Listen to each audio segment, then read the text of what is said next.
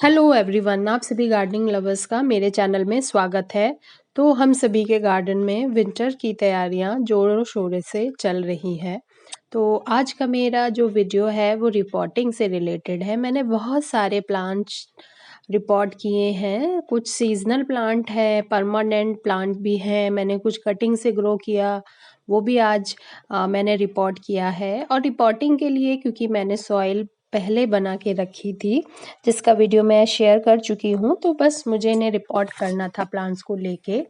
तो लगभग सभी सीजनल प्लांट्स और परमानेंट प्लांट्स सब सेम सॉइल में ही रिपोर्ट किए हैं। बस जो सक्लेंट ग्रुप के होते हैं उनको इनसे थोड़ी ज़्यादा सैंडी सॉइल में मैं रिपोर्ट करती हूँ, जैसे कैलनकोई और बिगोनिया।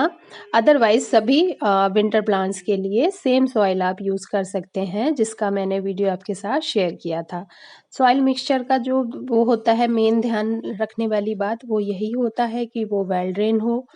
तो ये देखिए मेरे कटिंग से ग्रो किया हुआ क्रिसैंथेमम है, जिसे मैंने आज रिपोर्ट किया है। और ये जो बाकी क्रिसैंथेमम थे, देखिए इसमें बड्स भी बनने लगी हैं। और क्रिसैंथेमम में इस समय मेलीबग का अटैक है, तो उस चीज़ का भी ध्यान रखिएगा। सीज़न चेंज के टाइम पे काफ़ी इस तरह का इन्फेस्टेशन आपको अपने गार्डन में देखने को मिल सकता है। अब ये देखिए कुछ तुलसी की जो नई नई पौध थी उन्हें रिपोर्ट कर दिया है। और ये मेरा कटिंग से ग्रो किया हुआ रोज़ का प्लांट है, जिसे मैं रिपोर्ट कर चुकी हूँ, और एक को मैंने अभी डिस्टर्ब नहीं किया है। तो सबसे आज जो मैं आपको प्लांट रिपोर्ट करके दिखाऊंगी वो है ये ब्यूटीफुल सा पिटूनिया प्लांट। इसमें आपको 2-3 वैरायटी और बहुत सारे कलर्स देखने को मिलेंगे, और ये बहुत ही हैवी फ्लावरिंग वाला एक पौधा है। तो रिपोर्टिंग में आपको सबसे ज़्यादा क्या ध्यान में रखना चाहिए, जैसे पॉटिंग सॉइल मिक्स में शेयर कर चुकी हूँ आपके साथ। पॉटिंग सॉइल मिक्स का सबसे मेन क्या होना ज़रूरी होता है कि वो वेल ड्रेन हो, उसमें पानी रुके ना। तो इस चीज़ का अगर ध्यान रहे, और उसका वीडियो आपको मेरे मैं लिंक डिस्क्रिप्शन बॉक्स में दे दूंगी। ये मैंने अपनी पॉटिंग सॉइल कैसे तैयार की। अब मैं बात करूंगी पॉट सिलेक्शन की। तो पिटूनिया एक बहुत ही अच्छा प्लांट है, आप हैंगिंग बास्केट के लिए भी बहुत अच्छा है। और आप इस तरह के अगर चौड़े किसी कंटेनर में या पॉट में लगाएं, जैसे पिछले साल के वीडियो में भी देखेंगे मैंने अपनी ऐसे ही वेस्ट बास्केट वगैरह में ही लगाया था। तो क्योंकि पिटूनिया जो है वो फैलता है, तो अगर आप इस तरह का प्लांट सेलेक्ट करेंगे, वैसे जाड़ों के सभी प्लांट्स जो हैं वो उनकी जड़ें ज़्यादा डीप नहीं जाती हैं, तो 5 to 7 इंच अगर आप पॉट लें तो उसमें ये बहुत अच्छे से ग्रो होते हैं। लेकिन विंटर के सभी प्लांट्स काफ़ी हैवी फ्लावरिंग करते हैं, तो कोशिश कीजिएगा कि एक पॉट में एक ही प्लांट लगाएं अगर आप 7 इंच का पॉट ले रहे हैं। वैसे अगर आप एक पॉट में 2 भी लगाएंगे तो मतलब विंटर के पौधे मतलब काफ़ी एडजस्टेबल होते हैं। वो गर्मियों के सीजनल प्लांट जैसे इतने नखरे नहीं दिखाते हैं, क्योंकि ऑब्वियसली ये सीज़न बहुत अच्छा है। आप देखिए ये मेरी वही सॉइल है, मैंने अपनी पूरी सॉइल इस तरह से तैयार कर ली है। इसमें कंपोस्ट, सैंड, नीम खली और फंजीसाइड मिला के अच्छी तरह से मिक्स कर लिया है दोनों हाथ से। तो ये थोड़ी सी मेहनत का काम होता है सॉइल प्रिपरेशन।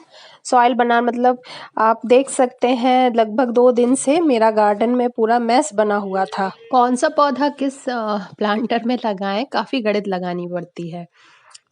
लेकिन ये कि शायद हम सभी गार्डनिंग लवर्स का ये एक फील गुड जोन ही होता है कि हम चाहे जितने भी परेशान हो, हम चाहे जो भी हो, हमें जब हम गार्डन में होते हैं तो काफ़ी रिलैक्सेशन फील होता है। तो आप प्लांटर कोई भी चूज़ कीजिए, बस उसमें ड्रेनेज होल बहुत प्रॉपरली से हो, और उन ड्रेनेज होल को अच्छी तरह से कवर कीजिए जिससे वो सॉइल से ब्लॉक ना हो। तो इसके लिए आप ये कर सकते हैं, कोई भी पुराना कपड़ा या क्लॉथ आगे पहले आप प्लांटर में नीचे बिछा सकते हैं, और या उसके ऊपर आप पत्थर ठीकरी वगैरह रखिए, या फिर इस तरह से रखने के बाद एक लेयर पुरानी पत्तियों से आप अपने इस तरह से बिछा दीजिए, तो सॉइल जो है डायरेक्ट उसके कांटेक्ट में नहीं आएगी, और धीरे धीरे ये पत्ते भी आपके डिकम्पोज हो जाएंगे। और थोड़े दिनों बाद जब ये डिकम्पोज होते हैं पत्ते, तो सॉइल हमारी नीचे चली जाती है, तो हम अपने पॉट में ऊपर से खाद और सॉइल भी ऐड कर सकते हैं। तो काफ़ी सारे बेनिफिट है अगर आप इस तरह से छोटी-छोटी बातों का ध्यान रखेंगे। सॉइल हमेशा दबा के अच्छी तरह से फिल कीजिए, उसमें एयर पॉकेट ना रहे। और जब भी आप रिपोर्टिंग करने जाएँ तो उससे 1 दिन पहले आप अपने पौधे में अच्छी तरह से पानी दे दीजिए, जो एकदम सूखा ना हो और ज़्यादा गीला भी ना हो। ये ध्यान रखिएगा रिपोर्टिंग के समय जब आप अपना पौधा रिपोर्ट करने जा रहे हैं, वो ना तो सूखा हो ज़्यादा और ना बहुत ज़्यादा गीला हो। अगर बहुत गीला होगा तो वो अचानक से सारी मिट्टी निकल जाएगी और एकदम सूखा होगा तो आप उसके रूट से आपको सॉइल हटाने में प्रॉब्लम होगी। तो आप ये देखिए इस तरह से ये मिट्टी है, आप देख सकते हैं ये एकदम हल्की सी मॉइस्ट सॉइल है।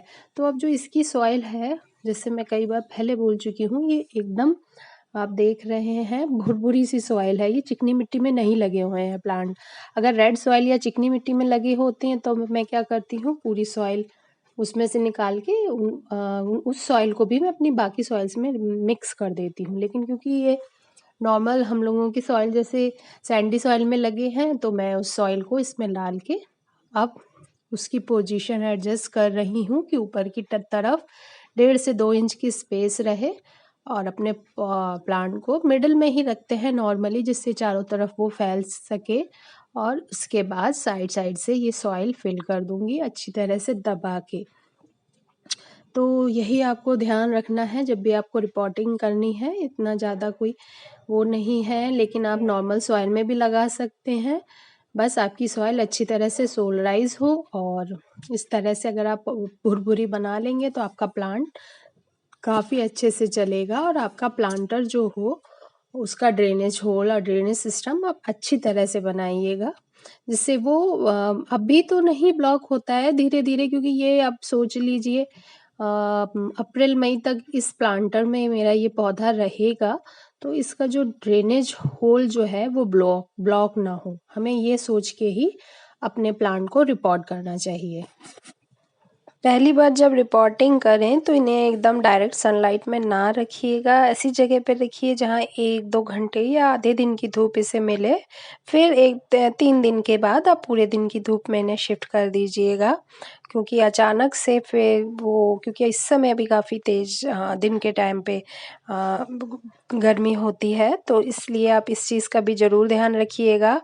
और अब हम बात करेंगे कि जब रिपोर्ट आप कर लें अपने प्लांट को, तो जब इसमें पहली बार हम पानी देंगे तो उस पानी में मैं इप्सम सॉल्ट ज़रूर मिलाती हूँ। तो इप्सम सॉल्ट मिलाने से आपका पौधा रिपोर्टिंग शॉक से बचता है, क्योंकि इप्सम सॉल्ट मैग्नीशियम सल्फेट जो होता है वो फोटोसिंथेसिस की प्रोसेस को बढ़ाता है। तो आप इस इप्सम सॉल्ट को मिला के फर्स्ट टाइम मैं अपने सभी पौधों में देती हूँ। और जब पानी आप दें तो आप थोड़ा थोड़ा करके दें और फर्स्ट टाइम पानी इस तरह से दीजिए कि ड्रेनेज होल से बाहर आ जाए, आप ज़्यादा भी पानी ना दीजिएगा। और अब मैं जैसे बात करूँगी कि जैसे फर्स्ट टाइम पानी देने के बाद आप सेकंड टाइम पानी तभी दीजिएगा जब आपका को लगे कि ऊपर की टॉप सॉइल थोड़ी सूख चुकी है। तो इस चीज़ का भी आप ज़रूर ध्यान रखिएगा। ये अगर छोटी-छोटी सी बातें अगर आप ध्यान नहीं रखेंगे तो आपका पौधा हेल्दी बना रहेगा और उसमें अच्छी फ्लावरिंग होगी। और इसके साथ-साथ आप अपने सभी पौधों में डेड हेडिंग ज़रूर करते रहिए और पिंचिंग, जिसे पिंचिंग भी बोल सकते हैं। अगर आप छोटा प्लांट लेके आए हैं तो पिंचिंग ज़रूर कीजिए, जिससे उसमें मल्टीपल ब्रांचेस आएँगी।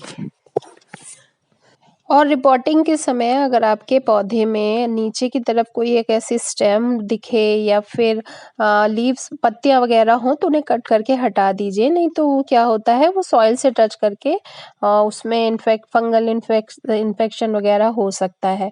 तो यही कुछ बातें अगर आप ध्यान रखेंगे तो आपका पौधा काफ़ी दिनों तक आपके पास ऐसे ही बना रहेगा। और मैं इन सभी पौधों की अलग-अलग जो केयर होती है वो भी आपके साथ शेयर करूँगी। तो वीडियो को लास्ट तक देखने के लिए थैंक यू सो मच।